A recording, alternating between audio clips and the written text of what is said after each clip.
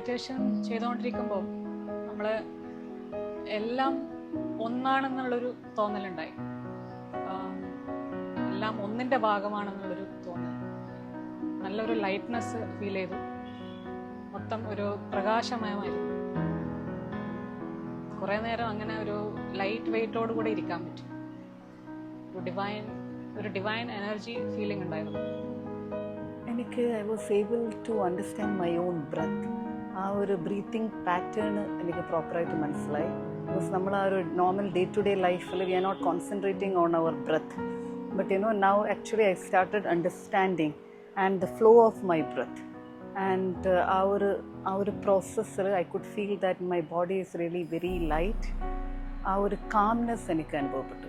എനിക്കൊരു പ്രത്യേക എക്സ്പീരിയൻസ് ആയിരുന്നു. ഇങ്ങനെ സാറിങ്ങനെ ഓരോ കമൻട്രി ഇങ്ങനെ പറയുമ്പോഴും അത് ഞാനിങ്ങനെ ആലോചിച്ചിരുന്നപ്പോൾ വെള്ളപ്രകാശങ്ങളിങ്ങനെ വരുന്നതായിട്ട് വരുമ്പോൾ നമ്മുടെ ഇവിടെയും നല്ല വേറെ എവിടെയോ ആണെന്നുള്ളൊരു പ്രത്യേക ഒരു അനുഭവമായിരുന്നു.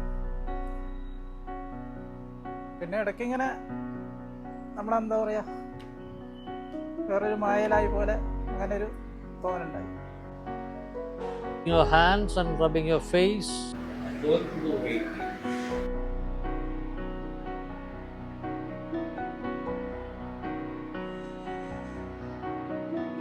അതിനുശേഷം ലോകം ഒരു ഗോളമായി, ഒരു ഫുട്ബോളായി ഈ പ്രകാശത്തിനു മുമ്പിൽ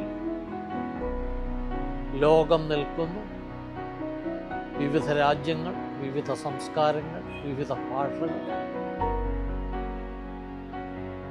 എല്ലാത്തിനായും പ്രാർത്ഥിച്ച് ലോകത്തിൻ്റെ അനുഗ്രഹങ്ങൾ, ബ്ലെസ്സിങ്സ് നമ്മൾ സ്വീകരിക്കുന്നു.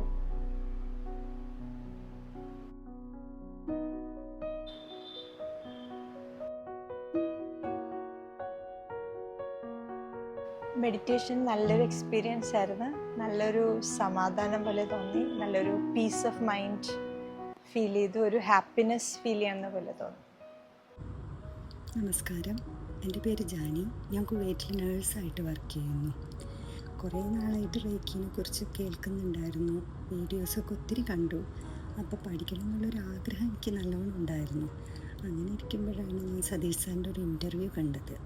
ആ ഇൻ്റർവ്യൂ കണ്ട് അപ്പോൾ തന്നെ ഞാൻ സാറിനെ കോൺടാക്റ്റ് ചെയ്തു.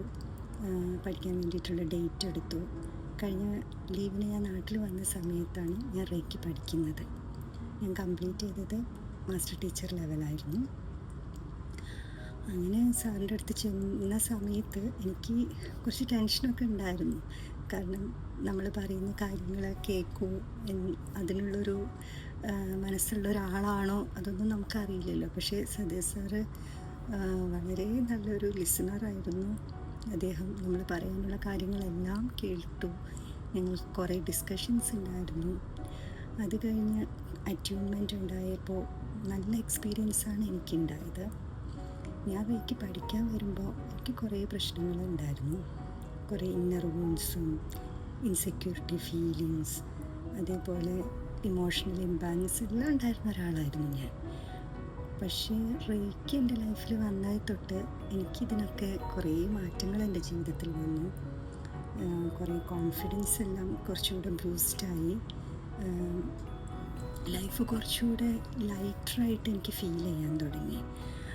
അതുവരെ നമ്മൾ വിചാരിച്ചുകൊണ്ടിരുന്ന കാര്യങ്ങളെല്ലാം ഭയങ്കര ടെൻഷനായി ഇരുന്നിരുന്ന കാര്യങ്ങൾക്കൊക്കെ കുറച്ചുകൂടെ നമ്മൾ ഒക്കെ ലൈറ്റായിട്ട് ചിന്തിക്കാനും സിമ്പിളായിട്ട് കാര്യങ്ങൾ കൊണ്ടുപോകാനൊക്കെ നമുക്ക് സാധിച്ചിരുന്നു. പിന്നെ കുറേ ലെറ്റ് ഗോ ചെയ്യാൻ ഞാൻ പഠിച്ചു. സെൽഫ് ലവ് പഠിച്ചു. ഇതൊക്കെ റേക്കി കാരണം സംഭവിച്ച വലിയ നേട്ടങ്ങളായിട്ടാണ് എനിക്ക് തോന്നുന്നത്. ഹെൽത്ത് വൈസ് ആണെങ്കിലും മെൻ്റൽ ഹെൽത്ത് ആണെങ്കിലും ഫിസിക്കൽ ഹെൽത്ത് ആണെങ്കിലും റേക്കി ഒരുപാട് സഹായിച്ചിട്ടുണ്ട് എന്നെ. ആൻഡ് ഓവറോൾ റേക്കി പഠിക്കാൻ സാധിച്ചതൊരു വലിയ ബ്ലെസ്സിങ് ആയിട്ടാണ് എനിക്ക് തോന്നുന്നത്.